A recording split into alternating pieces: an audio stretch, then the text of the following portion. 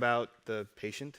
It's obviously near and dear to my heart. I've been living with type 1 diabetes since 2002. My wife also has type 1 diabetes, so I'm also a caregiver, which is kind of fun. Online, obviously you people are familiar with Twitter. There's a hashtag DSMA. Every Wednesday night, people with diabetes or associated with diabetes gather for an hour. It's usually the fastest hour of your life to chat about some sort of diabetes-related topic. And we partnered with Sharice Shockley. She's the founder of the Diabetes Community Advocacy Foundation. Hi, Sharice. She's probably watching at home. To conduct a tweet chat with this community about aging with diabetes. So first, here's a brief overview. Over the past year, let me see my notes, August 1st, 2015 through August 1st, 2016, 2,462 people have used this hashtag. All this data you're about to see is courtesy of Simpler. Thank you, Tom and Alden. So yeah, 2,462 users have used this hashtag, 46,000 tweets, over 145 million impressions. Obviously, the impressions number has come to mean something different as we start to evaluate the quality of conversation, but it's still a pretty big number, and I am quite proud of it, considering these are my people. So over that past year, I apologize you can't necessarily read the text, but I'll highlight the really important parts for you. Looking at the top 1,000 participants, you can probably guess the really big red portion is patients. That's 55% of the top 1,000 participants were using the DSMA hashtag.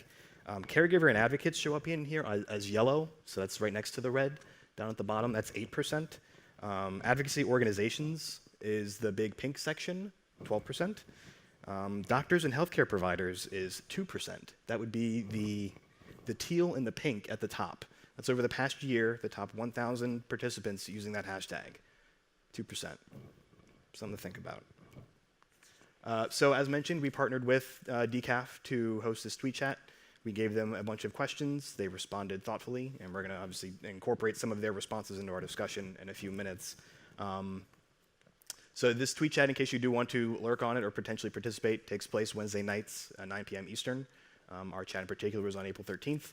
Only 59 users, so it's a much smaller sample size compared to the broader use of the DSMA hashtag, but there's still a good quality conversation that we're going to dig into. 494 tweets, nearly 2 million impressions, and again, I think that as we're going to discuss, the quality of the responses digs into what the patient community mostly thinks about aging with diabetes and how diabetes technology is going to impact that.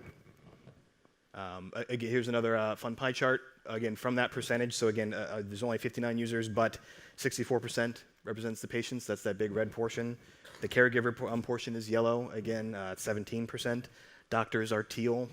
It says 2% on my notes, so that's probably just one person, so thank you, whoever you were.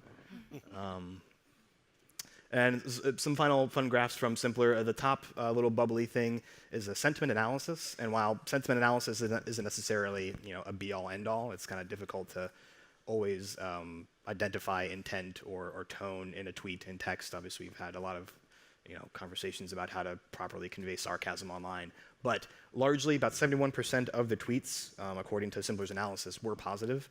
And I think that it's a fun little way to indicate that there's a positive way to talk about aging with diabetes. I think that when you start talking about aging and end-of-life care and sort of what the end is going to look like, it can get really dour and depressing, but it is possible to have a positive conversation about something that is potentially scary to people.